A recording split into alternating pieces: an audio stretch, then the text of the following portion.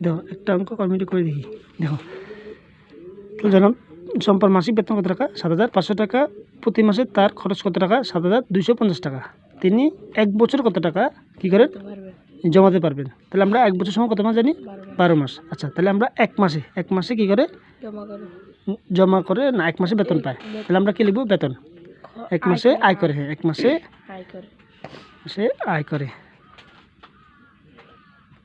আয় করে কত টাকা? ৭,৫০০ টাকা। তাহলে আবার তাহলে এক মাসে সেম এক মাস থাকবে। এক মাসে আয় জায়গায় লিখব কি? ব্যয় করে ৭,২৫০ টাকা। ঠিক আছে, তাহলে আমরা এক মাসে আয় করে এক মাসে ব্যয় করে, ঠিক আছে না? তাহলে আবার লিখব কি? এক মাসে জমা করে। এক মাসে জমা করে।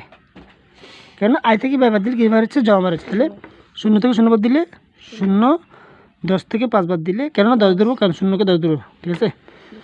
৫ বাদ দিলে ৫, হাতে আছে ১, ২ একে ৩, তাহলে ৫ থেকে ৩ বাদ দিলে আর ২, ৭ থেকে ৭ বাদ দিলে ০, তাহলে ২৫০ টাকা। তাহলে আমরা এটা কয় মাসে পাইছি? এক মাসে। আমরা বলছি কি এক বছরে কত টাকা জমা পায়, মানে জমা করতে পারবে। তাহলে আমরা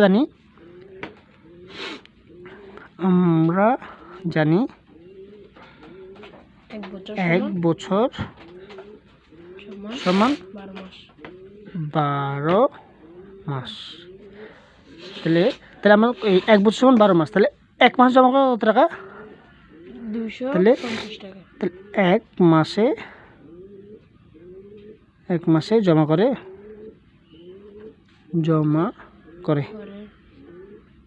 ২৫০ টাকা। তাহলে কয় মাসে? এক বছর মানে কত? ১২ মাসে জমা করে ২৫০ গুণন ১২। যদি আমরা এখানে রাফ করতেছি, বা এই পাশে রাফ করি। আচ্ছা, এই পাশে রাফ করি কত? ২৫০ আর কত? ১২।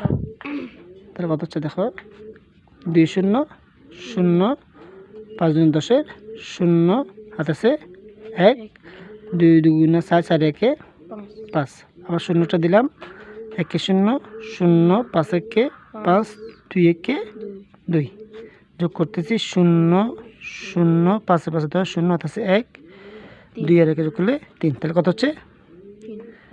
৩,০০০ টাকা। তাহলে ১২ মাসে কত টাকা জমা করেন? ৩,০০০ টাকা। ঠিক আছে, বুঝছো এর পুরোটা?